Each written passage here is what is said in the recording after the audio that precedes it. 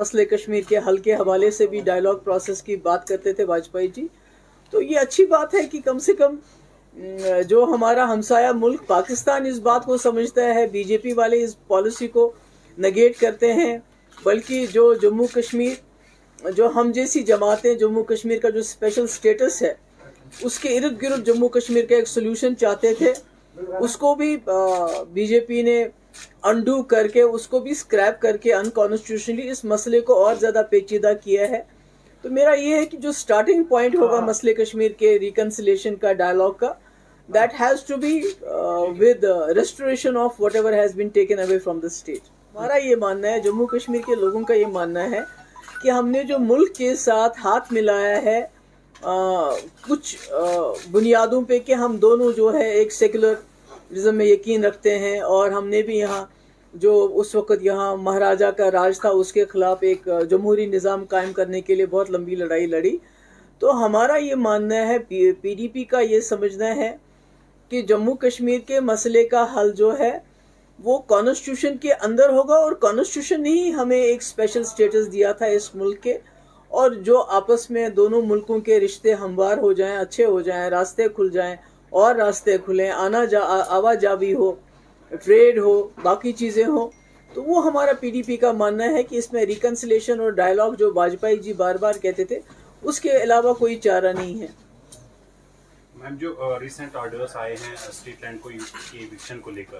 اس پہ آپ کیا کہیں گے؟ کیونکہ دور دراز علاقوں میں، دیہی علاقوں میں اس طرح کی جو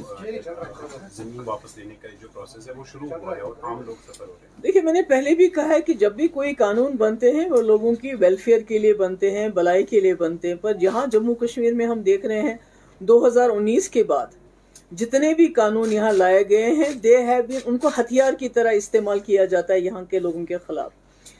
all the laws, all the rules have been weaponized and they are used against the people of the J&K. ان کو ڈس امپاور کرنے کے لیے، ان کو ہیوملیٹ کرنے کے لیے اور ان کو پنش کرنے کے لیے. اور یہ جو لوگوں کو سرکاری زمین جس میں وہ سالہ سال سے رہ رہے ہیں، غریب لوگ ہیں، 5 مرلہ 6 مرلہ 10 مرلہ زمین ہے ان کے پاس جس میں مکان بنے ہیں، تو آج ان کو یہ کہنا ہے کہ آپ زمین خالی کر دو. تو مجھے لگتا ہے یہ ایک پنشمنٹ ہے، اور ایک جیسے میں نے کہا کہ یہ ایک ہتھیار کی طرح یہاں کے لیے قانون بناتے ہیں اور اس کو ہتھیار کی طرح یہاں کے لوگوں کے خلاف استعمال کرتے ہیں، اور یہ ٹھیک نہیں رہے گا. کہ مجھے لگتا ہے کہ گورنمنٹ آف انڈیا جو ہے جموں کشمیر کے لوگوں کے صبر کا امتحان لے رہی ہے. تو ایک وقت عنقریب آنے والا ہے کہ جب یہاں کے لوگ جو ہیں، اور کہتے ہیں نا، اس سے زیادہ برداشت کر نہیں پائیں گے. یہ بتائیے، آج سے بہت سال پہلے انہوں نے ایک تعداد بتائی تھی کہ جو پلگرمز کی ہونی چاہیے وہ 4,000 یا 4,500 سے زیادہ نہیں ہونی، وہی نا 4 اور 5,000 کے بیچ میں ہونے چاہیے جو وہاں جائیں. اور جو پہلے گھوڑوں پہ جاتے تھے، پالکی میں جاتے تھے، پیدل جاتے تھے، تو جو انوائرمنٹ ہے اس کا بھی بچاؤ ہوتا تھا. تو یہ میں خالی امرناتھ یاترا کے لیے یا ویشنو دیوی کے لیے نہیں کہہ رہی ہوں. آپ خود ہی دیکھ لیجئے گاؤمکھ گلیشیئر جو ہے،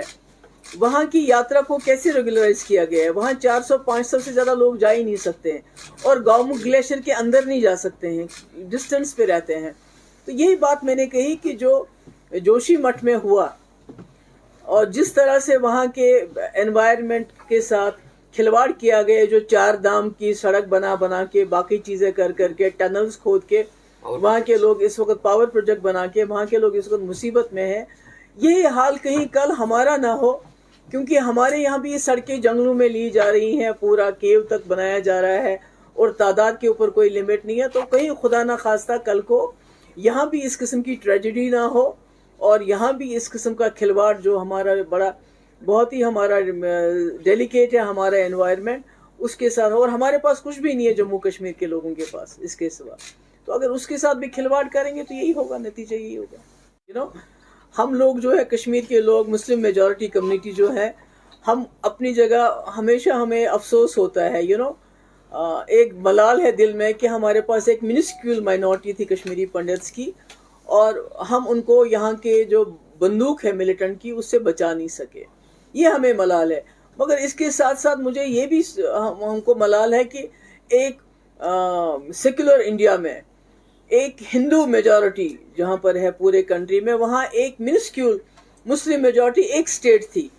प्राइम मिनिस्टर के पास, और उसको जिस तरह से उन्होंने डिसमेंबर किया, उसको जिस तरह से उन्होंने तोड़ा, उसको जिस तरह से उन्होंने डिसएम्पावर किया, उसके जिस तरह से टुकड़े किए, तो ये इससे बड़ी मिसाल क्या हो सकती है कि आपने माइनॉरिटीज, एक मुसलमान मेजॉरिटी स्टेट को चुन के उसको साथ इतना बुरा बर्ताव किया, तो ऐसे में मुसलमानों को रीच आउट क्या करें, क्या बताऊं। एक आखिरी सवाल मैम, आपकी गवर्नमेंट थी, एक कांग्रेस लीडर ने रिजाइन ऑलरेडी कर दिया है। देखिए, भारत जोड़ो यात्रा जो है, for me it is about reclaiming the legacy of this country which is the idea of India. Bharat जोड़ो यात्रा जो मेरे लिए वो माने रखती है कि कांग्रेस पार्टी की जो एक स्ट्रगल रही है इस मुल्क को न सिर्फ आज़ाद करने में, बल्कि इस मुल्क को एक सेकुलर डेमोक्रेटिक कंट्री बनाने में है, जिसको बीजेपी इस वक्त तार तार करने पे तुली हुई है, जिस कॉन्स्टिट्यूशन को वो बर्बाद करने के ऊपर तुली है। तो उसके लिए इस वक्त राहुल गांधी जी निकले हैं और